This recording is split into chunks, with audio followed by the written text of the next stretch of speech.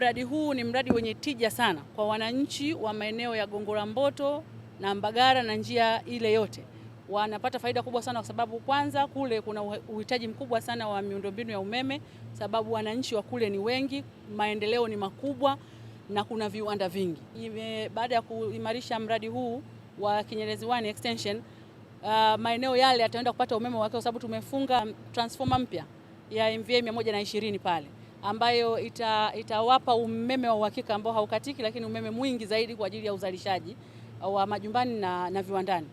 Lakini kwa faida, baada ya kupeleka transformer ile mpya pale katika eneo la Gongo la Mboto na Mbagala, njia ile transformer ya zamani iliyokuwa pale MVA 50 tumeipeleka kwenye eneo la kimkakati la uwekezaji wa viwanda, kongani ya viwanda ya Kwala, na nilipofika pale maandalizi yameshaanza na transformer ile itapelekwa ndani ya wiki mbili. Tunategemea itakuwa imefungwa, itasaidia kutatua changamoto kubwa sana ya umeme katika eneo lile ambapo walikuwa wana changamoto ya umeme kukatika mara nyingi sana katika maeneo yao.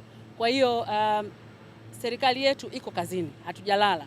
Uzalishaji wa gesi huko wa kutosha, mitambo yote inafanya kazi na tumejionea mitambo mingi ambayo iko kwenye ukarabati, vifaa vimeshafika na vinaendelea kufungwa.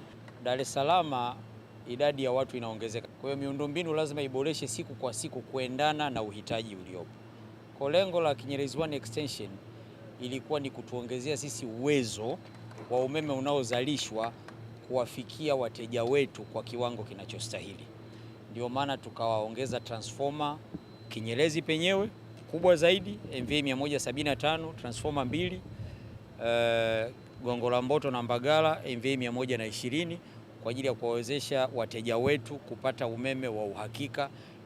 Tunamshukuru sana Mheshimiwa Rais kwa investment na umeme tayari Kinyerezi 1 extension inatumika. Bali za kukatika umeme zimepungua.